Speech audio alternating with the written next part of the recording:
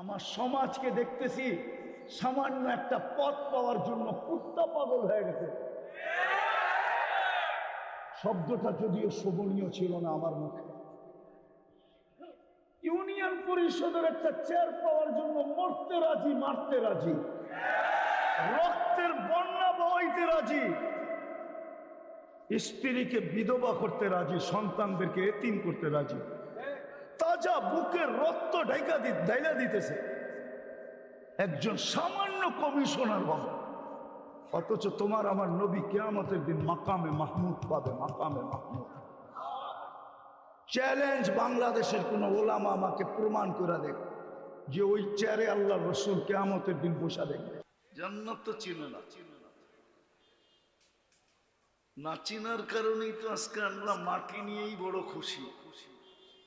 নাহলে দুনিয়া তো মাটির তৈরি। আর দুনিয়া সুনিয়া মিনাত তুরাব, দুনিয়াটা মাটির তৈরি। ওমা ফিহা মিনাত তুরাব, যা দেখতেছি সব মাটির।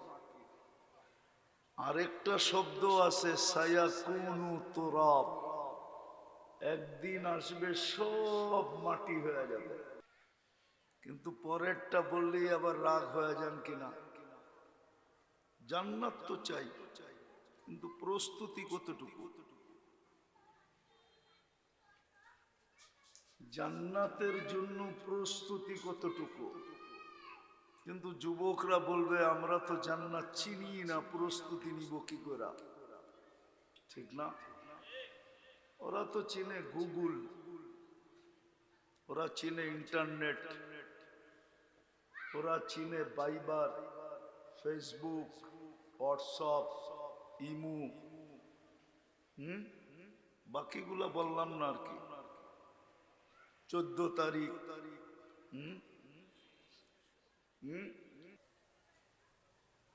জান্নাত চিনি না দেখি তো আজকে মাটি নিয়ে খুশি। প্রত্যেক ব্যক্তি তার অবস্থান নিয়ে খুশি। যদি জান্নাত চিনত তাহলে কসম খোদার মাটি নিয়ে কেউ সুখী হতো না, খুশি হতো না।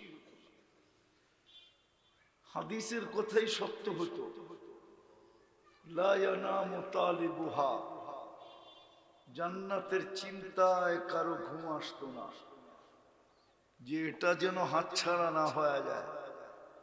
আল্লাহর রসুল এটাই বলছিল, উতলুবিল জান্নাতা জাহাদাকুম। উম্মত, আমি চোখে দেখা ঈশা বলতেছি, মেরাজের রাত্রে চোখে দেখা আসছে। আসছে তো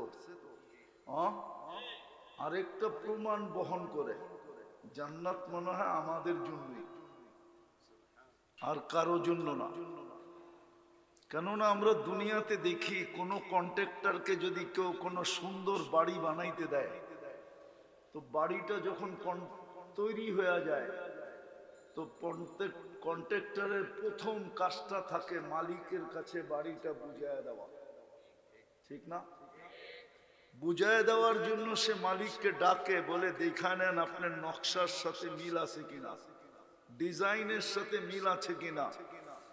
চাবি আমার হাতের থেকে নিয়ে নেওয়ার পরে কোনো কেলেম সেলেম চলবে না, কোনো চেঞ্জ হবে না।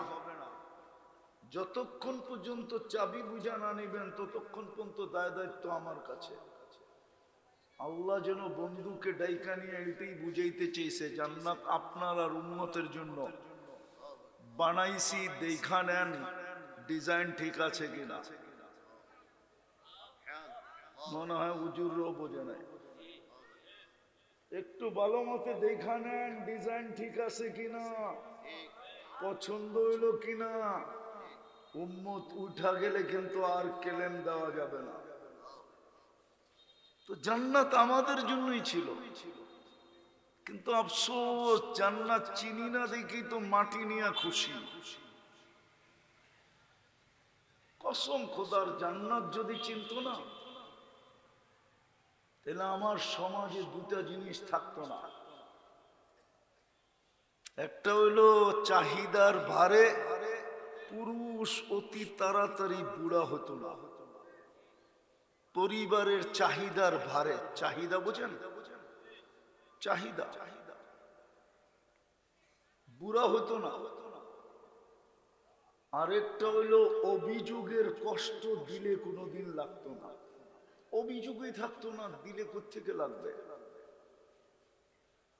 আমাদের সমাজে চাহিদা থাকতো না, কেননা যুবকও চাহিদা রাখত, সন্তানও মা বাবার কাছে চাহিদা রাখতো না। ও তো জান্নাত চিনে, ও বলতে সব তো জান্নাতেই মিলবে। 60-70 বৎসর না, ঠিক না?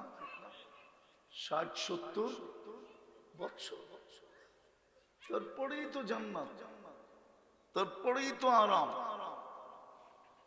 তো যে নিজেকে মুসলমান ভাবে, খুব মনোযোগ, কথা লম্বা হবে না, লম্বা কথা এখন মনেও থাকে না, কেননা প্রযুক্তির যুগ চলে আসছে। তো জানি না তুমি কি পড়ো, কি পড়ছো,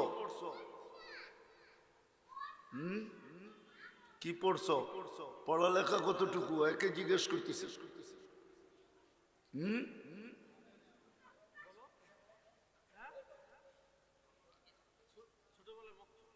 এইখানে যদি কোনো ভালো কলেজের ছেলেও থাকে, তাইলে ও আমাকে 17-এর নামটা শুনাইতে পারবে না। হ্যাঁ হ্যাঁ, কেননা ক্যালকুলেটর চলে আসছে না, এখন আর কেউ নামটা মুখস্থ করে না, ঠিক না? 8 দুগুণী 16 আর মুখস্থ করে না, 3 8 24 আর মুখস্থ করে না, 4 8 32 আর মুখস্থ করে না। ও তো 8-এর সাথে সাথে 4 দিয়া গুণ দেয়, 32 হয়ে যায়, ঠিক না? আমাদের ব্রেন প্রযুক্তিতে চলে গেছে, এই জন্য মুখস্থ রাখতে পারে না, এই জন্য কথা লম্বা হবে না, শর্ট। তো আমি যেটা বুঝাইতেছিলাম, যে নিজেকে মুসলমান ভাবে বা স্বীকারোক্তি দেয়, নিজেকে উম্মতে মুহাম্মদী মনে করে, আরেকটা যোগ করি, যে এটাকে বিশ্বাস করে যে মৌতের পরে হিসাব কিতাব আছে, তার গন্তব্য কিন্তু জান্নাত। কিন্তু প্রশ্ন হলো প্রস্তুতি কতটুকু। আমরা তো মাটি নিয়েই সুখী। কোরআন তো এটাই বলে, আরাযীতুম বিল হায়াতিদ দুনিয়া, উম্মতে মুহাম্মাদী, যার জন্য আমি জান্নাত বানাইলাম, তোরা মাটি নিয়ে খুশি হইলি কি করে? এই দুনিয়ার মাটি নিয়ে ফুর্তি করিস কি করে? যাদের জন্য নূর দিয়া কাপড় বানাইলাম, কোন দর্জি বানাইল না, আমি কুদরত দিয়া বানাইলাম, নূর দিয়া সুতা, নূরের থেকে কাপড়, কুদরত দিয়া বানাইলেন সেট, কুদরত দিয়া বানাইলেন লেহেঙ্গা, যেই লেহেঙ্গার কুচি থাকবে 3 কিলোমিটার ঘেরের। ওই পুরুষ আর ওই নারী দুনিয়ার পোশাক নিয়ে খুশি হলো কি করে? দুনিয়ার পোশাক নিয়ে ঝগড়া করে কি করে?